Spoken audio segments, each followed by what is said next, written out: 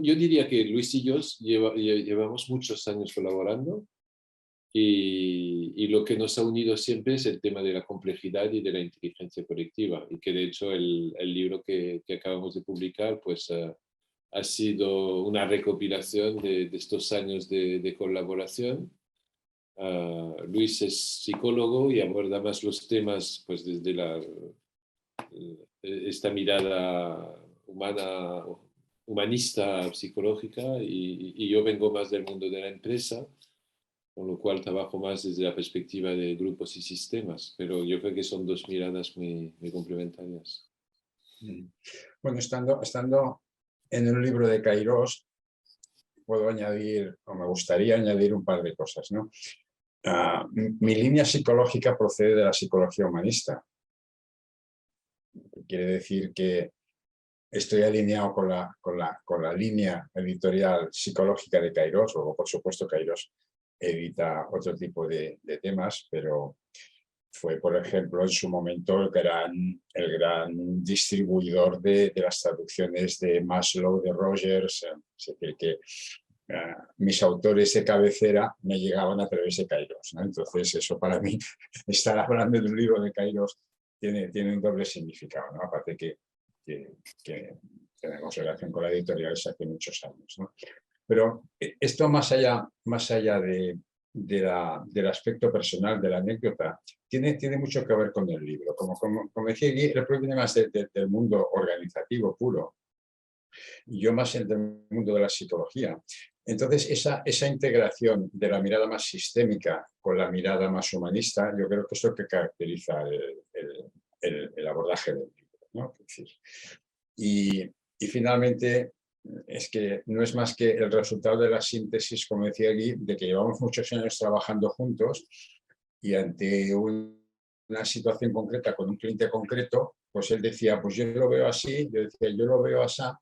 Al principio nos mirábamos como qué cosa más rara dice el otro, ¿no? Pero con el paso del tiempo yo creo que hemos podido integrar bien y el resultado es el libro, ¿no? Que no deja de ser una síntesis de nuestra experiencia de los últimos años.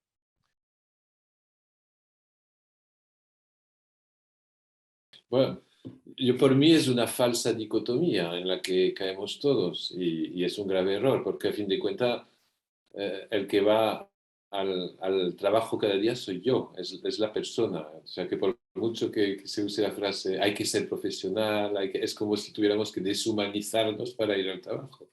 Y hoy día se ha demostrado a través de los diferentes autores publicados más recientemente que esto es una falsedad.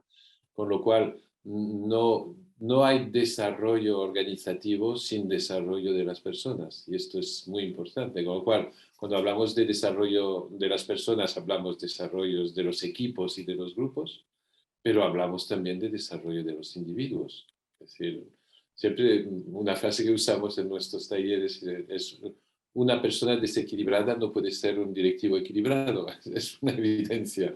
Y entonces, en este sentido, yo creo que no caigamos en la trampa de que son dos mundos separados. Esto no es cierto, no es así. Mira, la mirada desde la complejidad, que es un poco lo que sería el lema del libro, ¿no? Una mirada sobre el liderazgo y las organizaciones desde el pensamiento complejo, ¿no? Esa sería la síntesis, ¿no? Y como la síntesis asusta mucho, ¿no? Muchas personas dicen, uy, esto tiene que ser muy abstracto, muy complicado, ¿no? Y la respuesta es justamente no, porque nos habla absolutamente del día a día. Y quiero coger como ejemplo lo que acaba de decir Guy. Una persona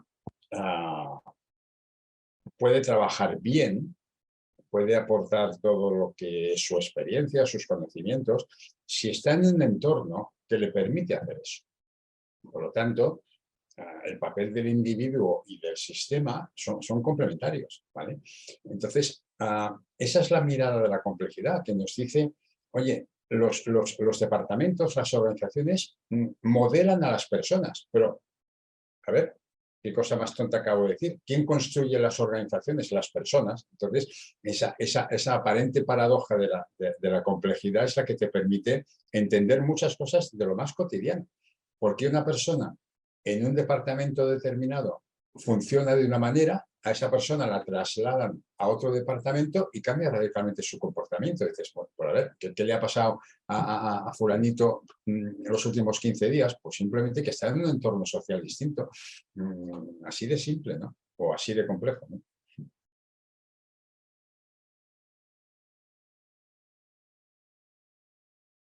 Venga, ¿quién se atreve? Bueno, no es por nada que el libro se abre con la cita que hemos puesto al principio, es decir, ser inteligente probablemente es tener la capacidad de evolucionar y no es nuestra frase, y por mí es esto, es decir, lo que nos mata es la rigidez, es lo estático, es decir, vivimos en un mundo en plena evolución y muy dinámico y por lo tanto la inteligencia es nuestra capacidad para poder ir adaptándonos en continuo a lo más imprevisible. Con lo cual, para mí un liderazgo inteligente sería este, es decir, atento, flexible a la vez y sobre todo capaz de intuir en el sentido de percibir, el sentido visionario de alguna manera de hacia dónde van las cosas, de tal manera que pueda anticiparse ligeramente y acompañar en todo caso sus equipos y su organización en esto que marca la tendencia. Para mí el liderazgo inteligente sería esto. Sí, para completar un poquito lo que dice Guy, no es que los liderazgos anteriores fueran estúpidos. El liderazgo funciona o no funciona en función de qué, en función del entorno en el que se mueve. Los grandes liderazgos carismáticos de una persona con todo el poder centralizado que marcaba la dirección y tal, pues en un momento de la historia de las empresas tenían sentido. A mí me gustaría que alguien me explicara si el señor Henry Ford era un inútil. Pues no, justamente no era un inútil. Fue una persona avanzada a su tiempo y con un liderazgo absolutamente carismático. ¿Vale? Claro, aquel liderazgo a 2022 sería un desastre. Entonces, esa capacidad de flexibilidad de adaptación que comentaba aquí como característica de la inteligencia, ¿por qué ahora pasa a ser primordial? Porque estamos viviendo una época, y no voy a teorizar demasiado, que en los últimos 10 años ha pasado por una crisis financiera, una crisis de deuda pública, ¿vale? Una pandemia inesperada, una crisis energética y una inflación que se ha multiplicado por 4 en 3 meses. Entonces, si en un entorno cambiante de estas características no respondemos con flexibilidad y capacidad de adaptación, ¿cómo vamos a sobrevivir, ¿no? Entonces, ahora la época nos pide mucha capacidad evolutiva de adaptación, de flexibilidad, de cambio. Y de ahí sale el concepto de liderazgo inteligente. Y esto, Antonio, si me permites, nos plantea un nuevo problema, porque precisamente teníamos esta visión del liderazgo como una cosa a menudo carismática, como la persona que sabe y que dice a los otros, de alguna manera, el que marca el camino, el que se anticipa a las cosas. Y una dimensión importante, creo, de esta inteligencia en el liderazgo de hoy, también es la de reconocer a menudo que no tenemos la respuesta en este momento, porque sencillamente nadie la tiene. Y que puedo seguir liderando, pero desde esta humildad y desde la ignorancia parcial, de la imprevisibilidad, digamos, de lo que está viniendo y a pesar de esto, ser capaz de liderar la organización. Y esto descoloca a mucha gente, porque no estamos configurados así mentalmente. Tenemos todavía una visión ancestral del liderazgo y creo que emerge hoy día este nuevo liderazgo inteligente que es más humilde en este sentido de reconocer sus limitaciones, cosa que le da credibilidad al mismo tiempo, curiosamente.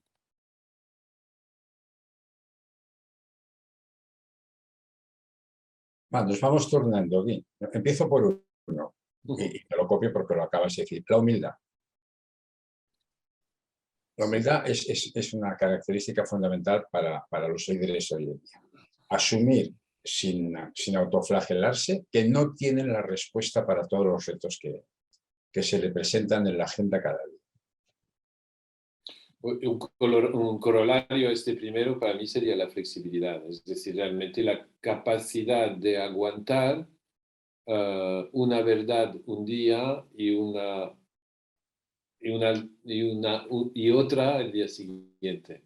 Cosa que es muy difícil porque se percibe como un contrasentido. Se percibe que, o sea que ayer te equivocaste. No, es que ayer lo que dije es cierto y hoy lo que digo, que es lo contrario, también es cierto. En este sentido, yo creo que es, bueno, lo llamo flexibilidad, pero ya entendéis lo que quiero decir. Sigo. Esto parece un concurso de televisión, pero eh, la capacidad de introspección, la capacidad de mirar hacia adentro. El líder más tradicional siempre ha mirado hacia afuera, ¿vale? Tiene que mirar hacia afuera, porque el mercado está ahí fuera, o en el caso de los servicios públicos, la ciudadanía está ahí fuera, ¿no? Por lo tanto, con lo que voy a decir ahora, no pretendo recomendar que se desconecten del entorno, pero sí que tienen que añadir una capacidad de mirada interna. ¿Para hacer qué? Pues para darse cuenta de que cada uno de nosotros inevitablemente construimos la realidad a nuestra manera. Y eso, en el caso de las personas que tienen responsabilidad de liderazgo, es muy importante. Es muy importante porque te lleva a escuchar a los otros para la toma de decisiones. Si yo estoy sumamente convencido de que yo soy el que veo cuál es el problema y además sé cuál es la solución, voy a dejar de escuchar. Voy a vender mi idea. Si yo estoy convencido de que a lo mejor mi manera de ver la situación es una de las maneras razonables, automáticamente la escucha pasa a ser fundamental para obtener buenos resultados. Sí, yo estaba pensando, añadiría el tema de la confianza, que en entornos tan imprevisibles y tan inestables como los que estamos viviendo, es un tema clave, de hecho, que trabajamos en muchas organizaciones. Y la confianza tiene estos tres niveles para mí que son importantes. Uno que es un cierto nivel de autoconfianza, es decir, de seguridad, no una seguridad pedante, como comentaba Luis hace un momento, una seguridad que puede ser humilde, pero una cierta serenidad, digamos, que es más que seguridad, una capacidad de confiar en los demás, porque si no, no es imposible trabajar en equipo, es imposible generar dinámicas compartidas, de colaborativas. Y finalmente, una dimensión que desarrollamos también en el libro es una confianza en la vida, diría que a veces se llama optimismo o que se llama positivismo, es decir, una confianza que a fin de cuentas pues las cosas acabarán saliendo bien. Y no es, a veces se puede interpretar como una cierta inocencia. Un optimista es una persona mal informada, al menos se dice. No, no me estoy refiriendo a esto, sino que es más una capacidad de ser positivo y de transmitir esta confianza a los demás. O sea, que confiar en sí mismo, confiar en los demás y confiar finalmente en que las cosas, bueno, avanzan, se evolucionan en un sentido que, a pesar de las dificultades que aparecen cada día, pues siempre conllevan aspectos positivos.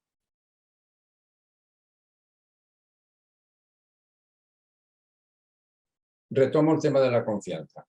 Las decisiones más importantes hoy en día no pueden ser individuales, han de ser colaborativas. Y eso genera mucha, iba a decir, mucha intranquilidad en muchos directivos o directivas porque sienten que es su obligación tomar la decisión. Si yo estoy ahí arriba, y por supuesto contra más arriba, mayor es la exigencia, yo debería ser capaz de, ¿no? Entonces, muchas veces, por ejemplo, en entrevistas de coaching, la conversación gira alrededor de, oye, pero ¿de verdad tú te estás exigiendo a ti mismo, a ti misma, tener la respuesta para una situación que es una complejidad tal que desborda a cualquier ser humano? Entonces, esa tranquilidad, ¿no? Es decir, no soy yo que soy incapaz, ¿no? El síndrome del impostor hoy en día es que se está multiplicando. O sea, personas preparadísimas, con mucha experiencia, que tienen la sensación de que no están haciendo su trabajo bien. Entonces, ese paso hacia lo colectivo, hacia la mirada colectiva, yo pienso que es una buena manera de empezar a resituar la toma de decisiones en los retos estratégicos cruciales de este momento. Sí, y un otro aspecto que destacaría es la intuición, definitivamente, que es una cosa que cada vez más se está trabajando y practicando, porque nadie hoy día dispone de toda la información necesaria para poder tomar la decisión. Con lo cual, hay una parte de pensar, toda la parte cognitiva que sigue estando presente, pero también hay una parte de sentir y de saber lo que siento, de identificar lo que siento y de poder utilizarlo de alguna manera. Es decir, incluir la intuición como un elemento más de la toma de decisión. Y esto poca gente sabe hacerlo. Y la verdad es que la mayoría de los directivos que veo que deciden utilizando la intuición, pues les da una agilidad que no observo en otros. Es decir, sencillamente, yo creo que eso conecta con lo que comentaba hace un momento también, con el factor de la confianza. Es decir, es también la capacidad de confiar en lo que siento y dónde lo siento en el cuerpo y cómo esto se materializa en el campo, en la vida real, y a partir de aquí poder seguir la intuición. Entonces, la intuición se ha convertido en una parte importante de la toma de decisión y marca diferencia, yo creo que entre los estilos de directivos. Hay otro tema que trabajamos mucho en ese contexto que apuntabas, Antonio, es que la persona con la responsabilidad de decisión tenga claro que según la situación va a tener que decidir de una manera u de otra. Es decir, que no puede ir con modelo único de toma de decisiones. Me explico. Hay situaciones en las que en nuestro argot, en el libro, Guy y yo llamamos situaciones complicadas, en las que podemos aspirar a que la decisión sea la correcta, porque estamos en el terreno de las decisiones correctas o incorrectas. ¿Vale? Y en el mundo del trabajo, constantemente, sobre todo a nivel técnico, hay decisiones correctas e incorrectas. Si yo estoy fabricando un coche y cuando lo tengo fabricado le doy a la llave de contacto y no se pone en marcha, es que lo hemos montado mal. No podemos decir, bueno, es que a veces se pone en marcha, a veces no se pone en marcha. No, ahí algo hemos hecho mal, ¿no? En cambio, en las situaciones que en nuestro argot llamamos situaciones complejas, no se produce esa dicotomía entre respuesta correcta y respuesta incorrecta. Porque puede haber distintas respuestas correctas y distintas respuestas incorrectas. Entonces, saber diferenciar en qué entorno estamos decidiendo es muy importante. Porque en el segundo caso, por ejemplo, vamos a trabajar con plan A, plan B. Y, por ejemplo, el significado del error es muy distinto en el primer caso. Si el coche no se pone en marcha, es que lo hemos hecho mal. Que en el segundo caso, que muchas veces vamos a estar decidiendo con criterios de, si hablamos de adaptación, de aprendizaje. Es decir, de una expresión que voy a decir ahora y que pone los pelos de punta a las personas con responsabilidad directiva. Vamos a estar en un contexto de prueba-error. Si el plan A funciona, fantástico. Si no funciona, lo tenemos que identificar muy rápidamente y plan B. Y eso solo en las situaciones complejas. Si hacemos eso en la situación complicada, somos un desastre.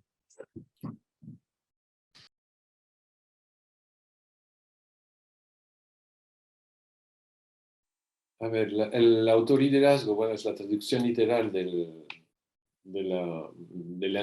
inglés self-leadership, y el self-leadership en inglés es la capacidad, diría, de autogestionarse. Es decir, el autoliderazgo es liderarse a uno mismo, liderarse en este camino que es la vida, de alguna manera. Entonces, esto lo desarrollamos sobre todo en la la primera parte del libro cuando hablamos del concepto de oscilación.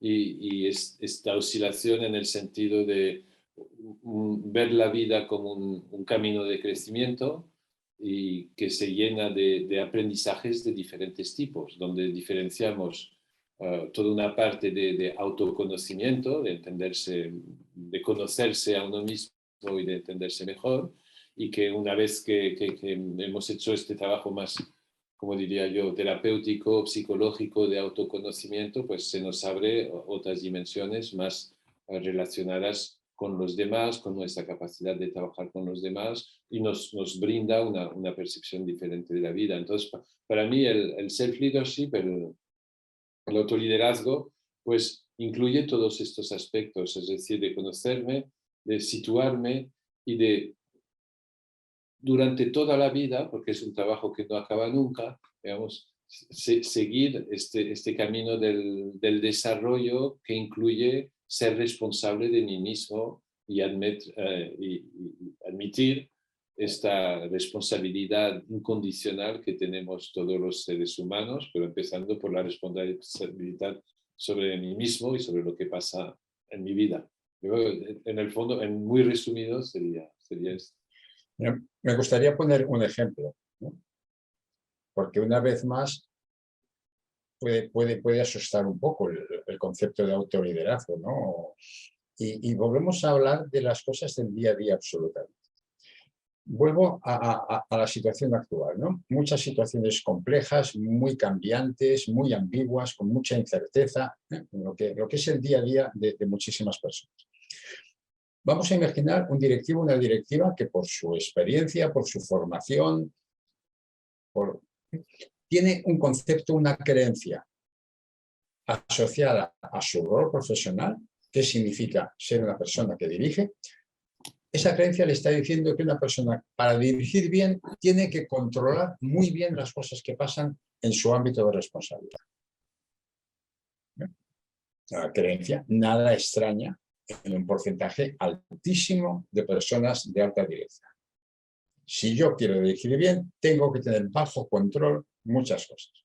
Bien, resulta que en un entorno incierto, cambiante, ambiguo, yo no voy a poder controlar tantas cosas. Muchas veces, en ese caso, la respuesta automática que hace esa persona es incrementar los sistemas de control, porque creo que las cosas no van como deberían ir. Y entro en una carrera del sistema de control cada vez más sofisticado para controlar una realidad que es incontrolable. El autoliderazgo que nos dice, oye, ¿por qué no paras esa carrera? Te miras al espejo y dices, oye, ¿y si resulta que yo estoy intentando controlar cosas que no se dejan controlar? Voy a necesitar otras maneras de abordar esos retos. Pero eso significa revisar una creencia. Y por eso le llamamos autoliderazgo. Sí. Yo quisiera añadir, se puede malentender en el sentido del desarrollo personal, de si quieres puedes, fíjate objetivos y ves por ellos. Es decir, y no es esto para nada. El autoliderazgo es realmente mucho más un camino de exploración.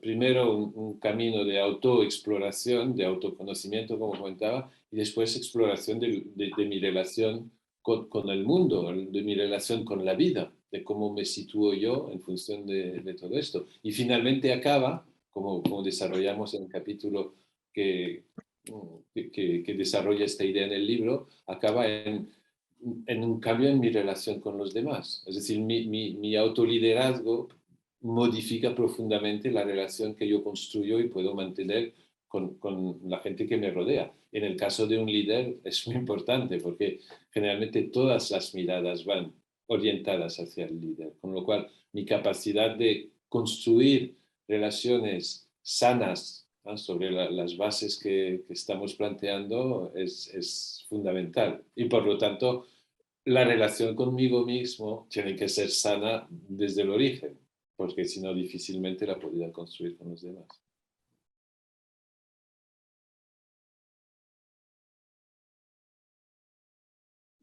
A ver, el origen del libro yo creo que tiene su importancia en este caso. Cuando al principio de nuestra conversación decíamos, a ver, el libro finalmente no deja de ser una síntesis de lo que hemos aprendido trabajando con nuestros clientes los últimos años.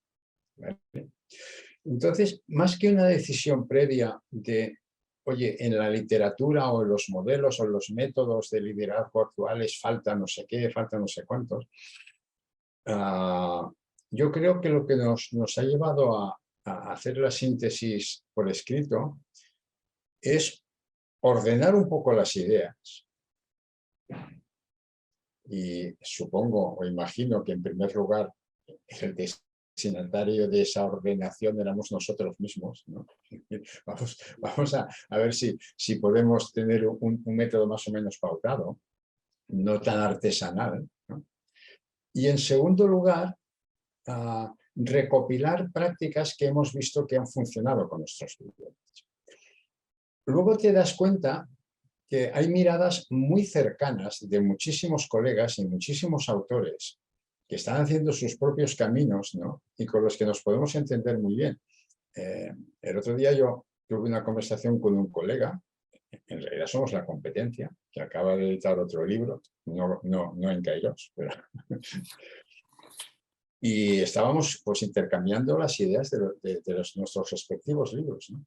Obviamente que hay diferencias, obviamente que hay puntos de vista distintos, pero yo te diría que nos íbamos mirando con un cierto grado de sorpresa, de decir, oye, pues mira, yo comparto absolutamente esta idea que estás manifestando, solo que tú te la estás mirando desde aquí y yo lo enfoco desde allá. Quiere decir que contra algún modelo, no, ya te decía, yo reivindico a los clásicos del liderazgo. Y en ese momento los clásicos del liderazgo son autores de finales del siglo XX, ¿eh? No estamos hablando de gente de principios del siglo XX.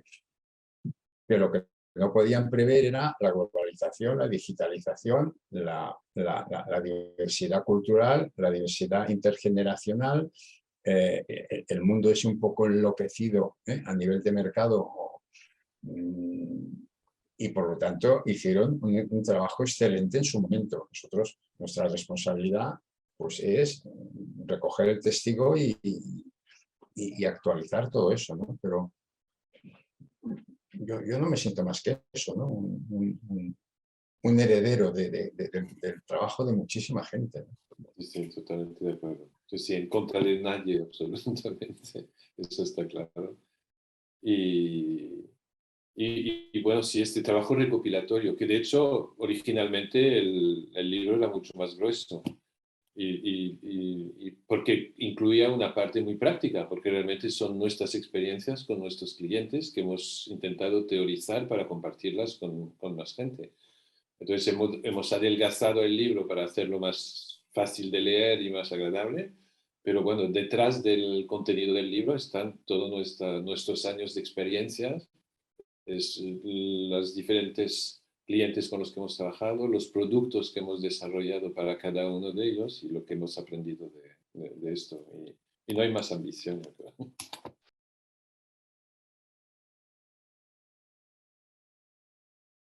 No, nos sentimos identificados porque tuvimos que escoger entre diversas opciones que nos planteó la editorial. Entonces nos pasaron la pelota descaradamente.